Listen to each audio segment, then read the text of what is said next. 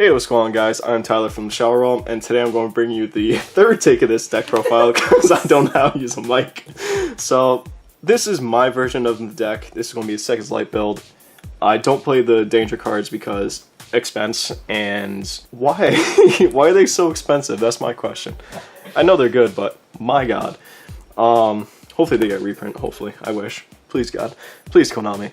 And, I have to shout one of my guys I met at locals. He helped me a lot with this deck, so a lot of this is based off of his.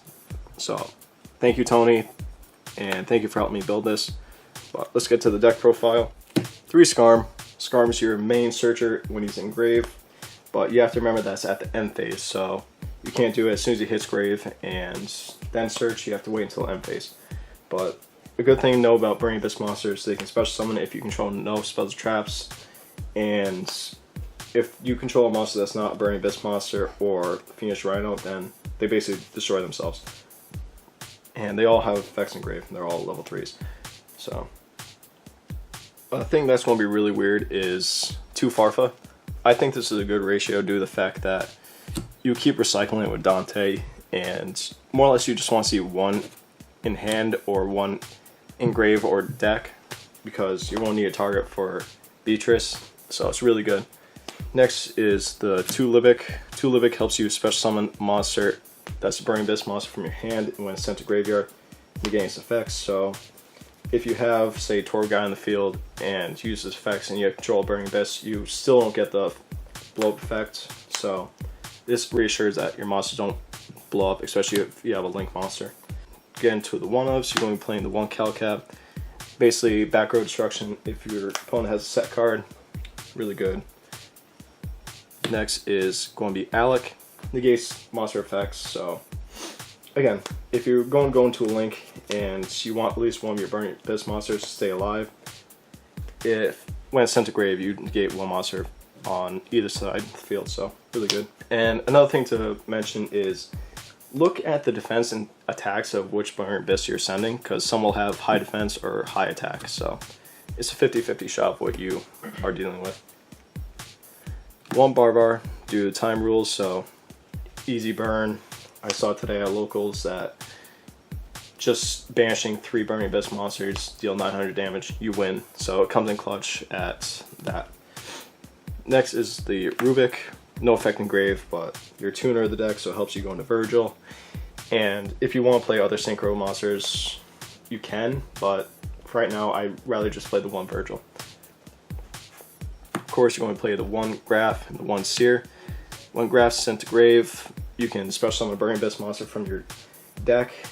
And Seer, if it's sent to grave, you can special summon any Burning Abyss monster from your grave. And more or less you're going to be going for the Dante, so if you have more plays to go into like Beatrice or Utopic Future, then I recommend grabbing a level 3 Phoenix like monster, more or less, like I said, Dante, or even another like card to help you go into Dante.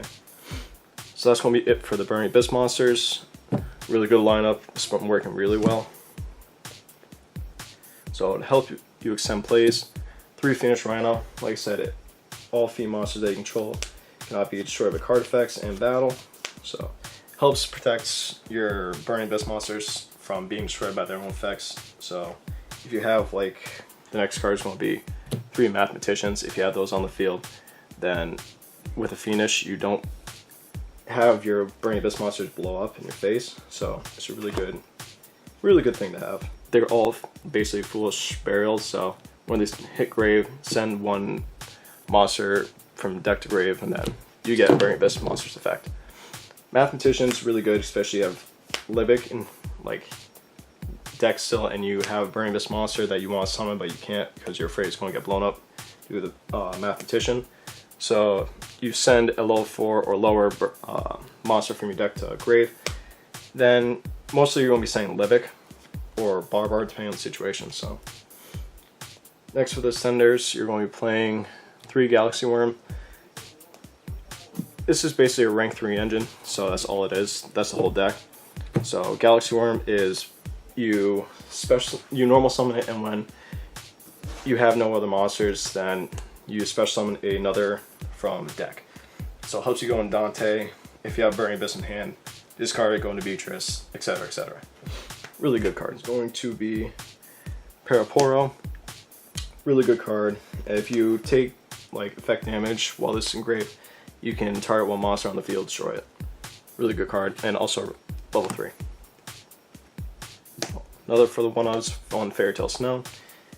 It helps you with your Orbital Highlander that I'll be showing soon.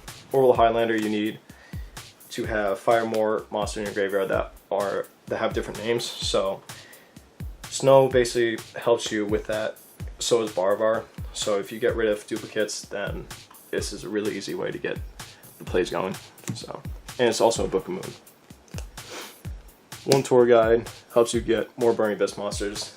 And when it's normal summon, you special summon level 3 Dark Fiend monster from your deck, and its effects are negated. So helps you extend plays, go again, a Dante. So more or less turn 1, you're really set. Now for the card I was mentioning before, 3 Orbital Highlanders. Can't be normal summoner set, you have to special summon it by having 5 or more different named cards in your graveyard. You can mill 3 to first effect and banish 1 monster on the field, but you have to make sure in order for it to resolve that you have no duplicates. So again, that's where Barvar comes in and Fairy Tale Snow. So it helps you get rid of duplicates. And next you're going to be playing the 1 BLS, bring it up to 3, or if you want to play Kaijus, I'll get rid of Blackblood Soldier and the 3 Hydralanders, and even the Dark Arm Dragon, because Kaijus are really good. And if you want to play Chaos Sorcerer, because it helps against cherries, you can get rid of 2 Highlanders, or 1 Dark Arm, 1 Highlander, and 1 BLS, because Chaos Sorcerer basically does the same thing as BLS, but you don't get the second attack, so it's all up to personal preference. So next, that's going to be it for the main monsters. And next for the hand traps, you're going to be playing what I think is a good lineup. 3 Effect Veiler, 2 Ash, and 2 Ogre. I like this ratio due to the fact that Ash is just good against anything. Ogre helps destroy cards that either are going to go off, and Effect Veiler is good against, you know, True King, Dinos, anything like that. That has an effect. As my buddy Serge is saying over there. That's going to be it for the hand traps, and basically now all the monsters. And like I said, you're playing Seconds Light build, so 3 Seconds Light.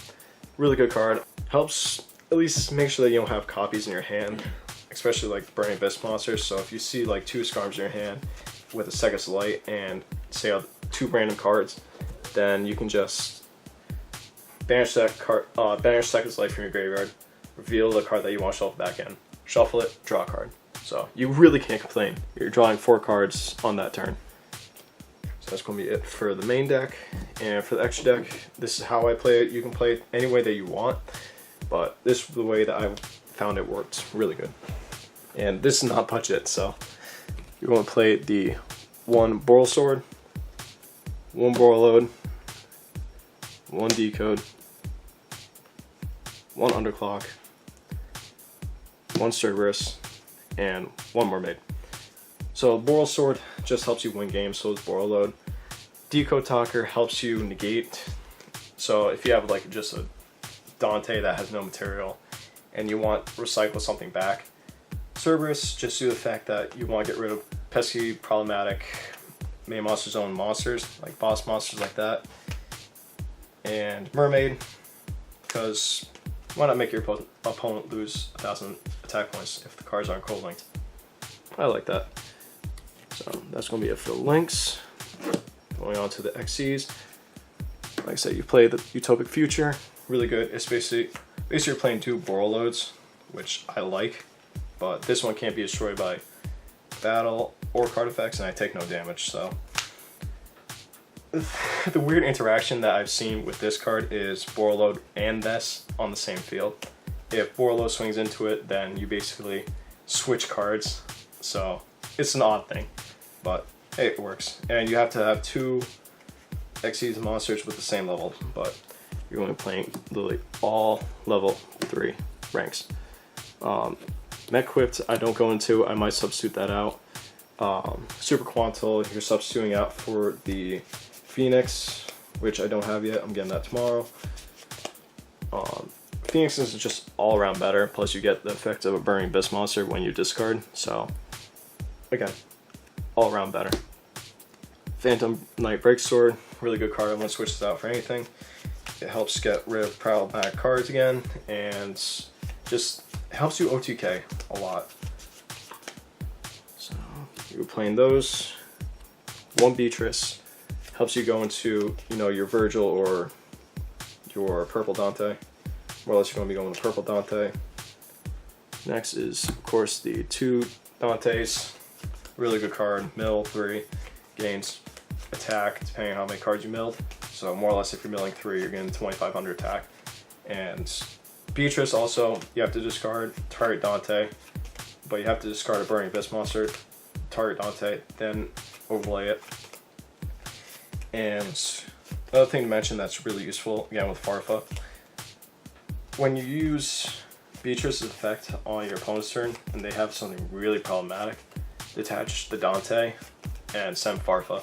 Then you can add off Dante's effect, add the Farfa back, or 8 Farfa that's already been used from grave back to hand. So it helps a lot. So that's going to be it for the XCs. Again, really good lineup, the way that I like playing it. Then finally, 1 Virgil and the 1 purple. Virgil you can actually summon off of Beatrice apparently, so that's the thing. And you can go into it a lot of times, but I just prefer not to because I'd rather go into Boral Sword, Boral Load, or, you know, Beatrice underneath a Boral Sword. So you get a lot of effects. Purple Dante helps you draw, and if your opponent has a hand, they discard it. So really good. And now off to the sideboard. I don't like my sideboard too much, but this is how I play it. And some of these cards I would keep. So you're going to play 2 DD Crow. I would substitute, if you sideboard out, I recommend taking out like an Effect Veiler or an extra like Ghost Ogre or something, or even the Ghost Ogres, take those out and then substitute those in. Next is going to be the Gamma Seal and Dorgon. So basically, what you always want to do is give your opponent the Gamma Seal, and then you summon the Dorgon. So you swing into Gamma Seal, then at least you have the 3001. So it's really good for that. Next is the 1 Lava Golem and the Fantasy Fiend. Not bad cards. I would recommend at least substituting those out for something probably better. But, you know, it works, it works. That's going to be it for the whole deck. And hopefully you guys enjoyed. And if you have any comments, please do leave them in the comments down below. We always love to hear comments and recommendations on what we can do better. So, thank you guys for watching, and peace.